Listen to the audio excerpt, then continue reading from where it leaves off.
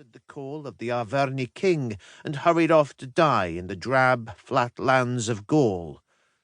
But then, when the Belgae were a distant memory of a warlike people, and the Gauls were more commonly found mouldering under the earth than standing upon it, the Aquitanii were still intact, still strong.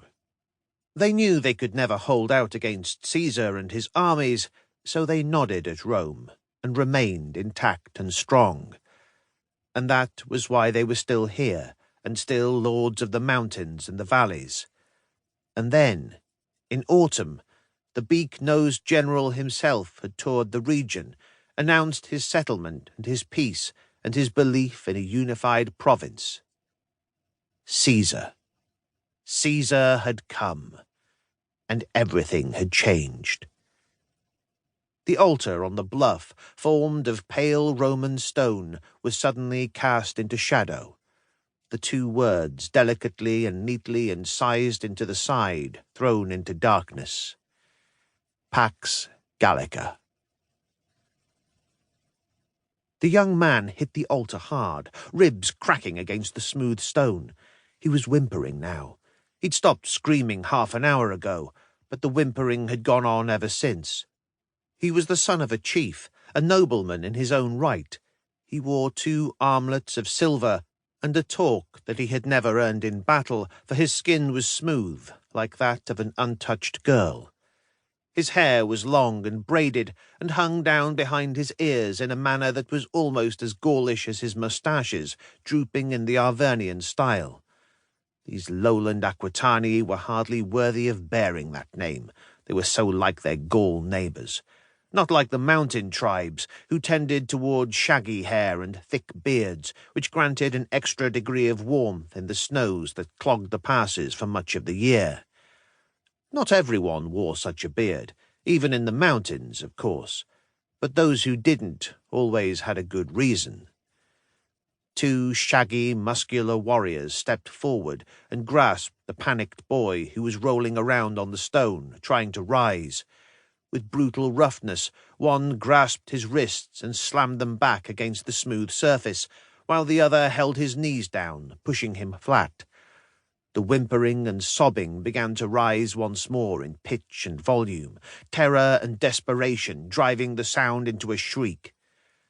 The third warrior stepped to the altar and lifted his hands, spitting on them and rubbing them together. He then reached down and picked up the axe, which gleamed with a perfect, smooth arc, barring the single small notch that a stray torque had caused. The boy's shrieking became deafening, and even the 2 muscular warriors were having difficulty holding him down now. The axe rose. The warrior wielding it turned to look at his master, waiting for the nod. The nod came. The axe fell. The heavy blade slammed into the boy's midriff from the side, severing the spine a few vertebrae up from the pelvis. There was no need for a second blow to divide him. With the backbone gone, the pressure the other 2 men were exerting to hold him in place simply resulted in the tearing of flesh, and the boy ripped unpleasantly in 2, his torso coming away, leaving snaking trails of gut, while the other warrior staggered back, gripping a thrashing pair of legs that ended in a messy pelvis. The boy was still shrieking, alive, even now he was but half a man. The blood sluiced from the 2 severed halves and ran down the side of the altar, filling in the carved lettering first, so that the words Pax Gallica were picked out in dark crimson against the pale stone, before the flood of red obscured the whole thing. The man on the bluff, surrounded by howling warriors, lifted his eyes from the gruesome remains to the snaking valleys before him.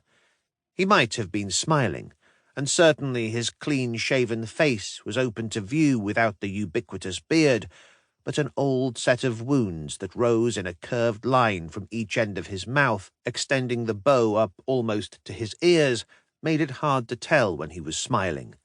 It didn't happen often, and when it did, something nasty inevitably followed.